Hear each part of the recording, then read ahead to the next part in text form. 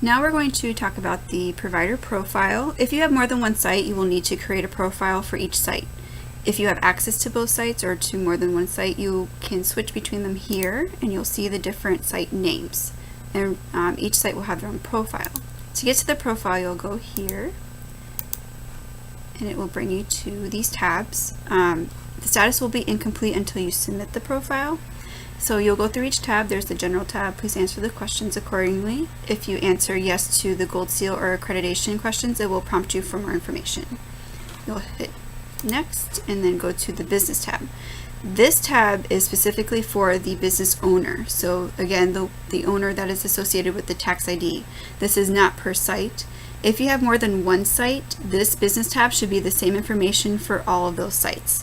And the first person in to create the account, the business administrator, controls this page. So if they change this page on one of their profiles, it will affect all of the other profiles. So please be aware of that.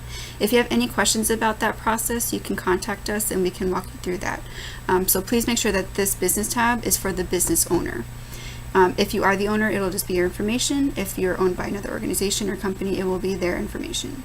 And you'll go through. The license number, however, is per site. So if you are working on a profile for a specific site, please enter their license number on this section for number 8. You'll go through and answer all the questions and select next. The facility tab is for the site that you are completing the profile for. So you'll go through and do the contact information for that particular site, physical address, and the director name. If you have a VPK director, you can also add other contacts here and select their role, or if it's not listed, you can select other contact and add them to here, to this page. If it asks for the authorized contract rep, that means that you are designating that person as someone who can complete a contract for either VPK or school readiness. The next tab. It's a little slow.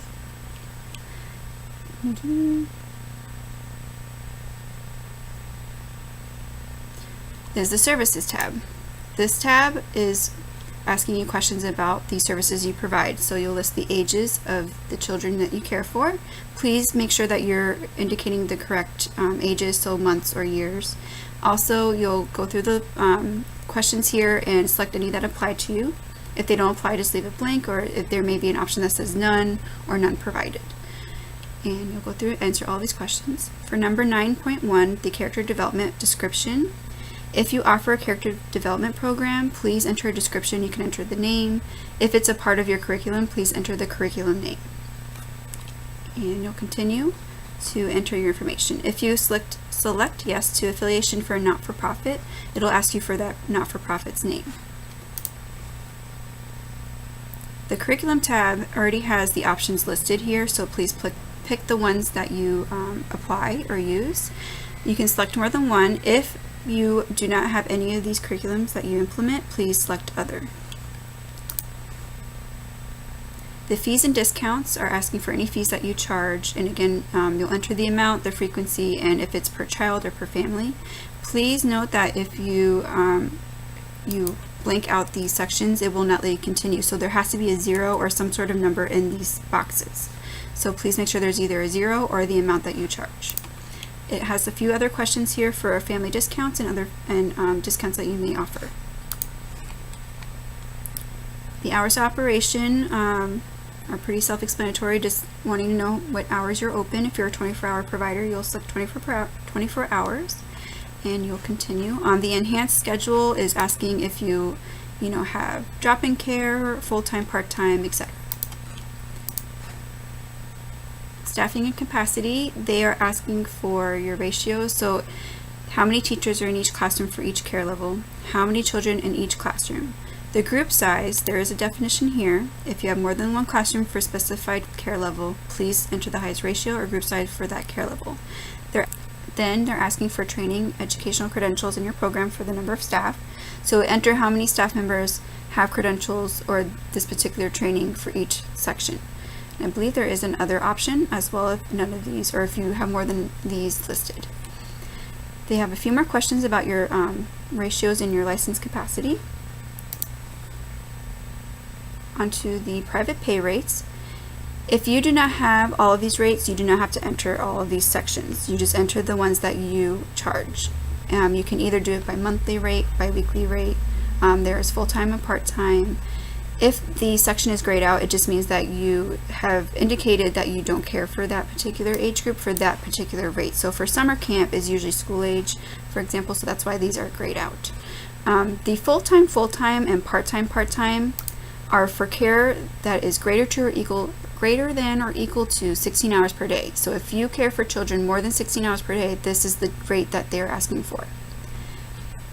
You'll continue and enter all of your rates, and these rates will pre-populate onto the contract, so please make sure that they are correct. If you have any questions about entering these rates, please let us know as well, and we can walk through that with you. If you are finding that you have rates that may not apply to this particular screen, or if you have rates that you've combined, we can go through that with you and explain how we can enter them correctly. The closures calendar is asking you for the days that you will not provide care. So the days you're either closed, like holidays or other days, and then days that you will not provide care. And these will pre-populate onto the contract up to 12, and you'll be able to select them, but please make sure that you're entering as all of the days that you're going to be closed. Do not include weekends. Obviously, if your hours of operation do not include weekends, you do not have to box off every weekend.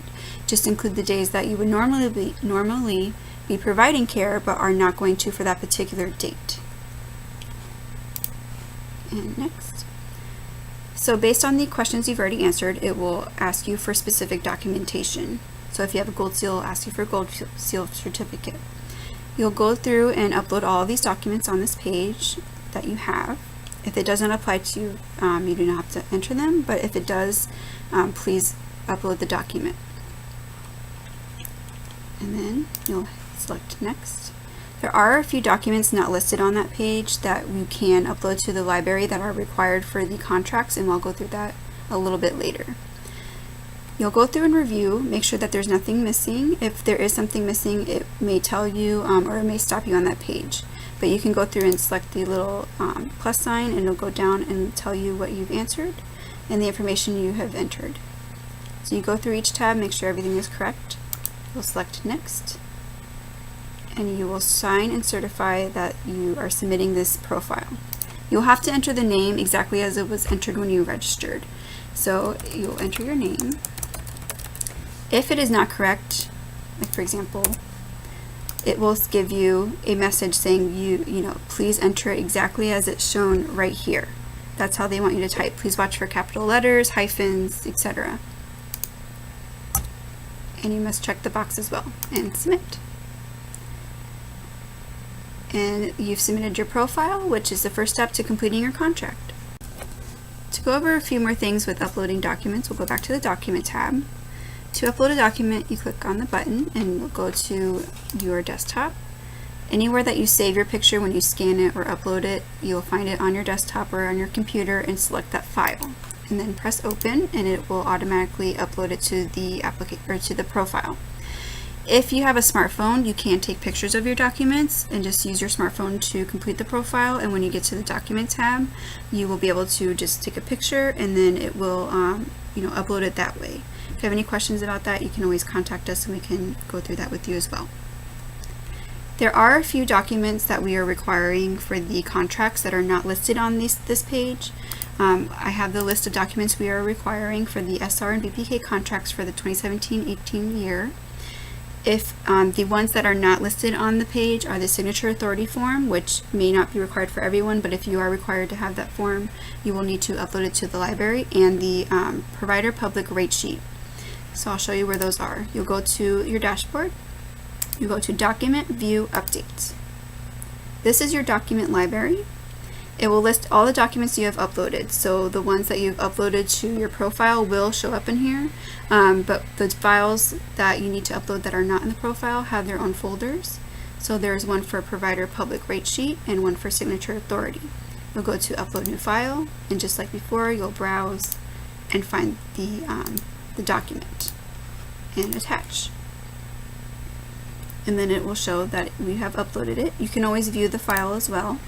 You can rename the file if needed, but you cannot delete them. You will receive a few emails throughout this process. They will come through from a do not reply email address, so please check your spam and junk mail folders just in case it goes there. And it will look something like this. They all pretty much look the same except for the wording in the middle. So this is one for if you registered.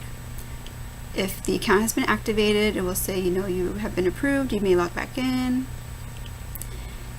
If you are a user and someone else has added you to their site, you will receive an email that looks like this. It says, we're receiving this message because someone has given you permission to access the site.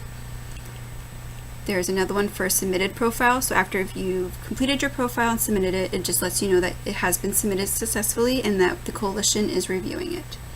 While we're reviewing the profiles, if we have to reject it for any reason, it will show you the status of the profile on your profile page. So you'll look here and say current status. If it still says incomplete, please make sure that you submit it so that we can review it. And then if it says rejected, it just means that we need more information or it was incomplete, and you'll receive a email that explains, it has been rejected for the following reasons, and we will include the reasons in that email. If it has been approved, you will receive an email saying it's been approved, and then we are ready to move on to the next process. After you've submitted your profile and uploaded your documents, the coalition will review them before we initiate any contracts. Thank you for your time, and please send any questions or technical support requests to providerportal@childcareconnectionsarasota.org.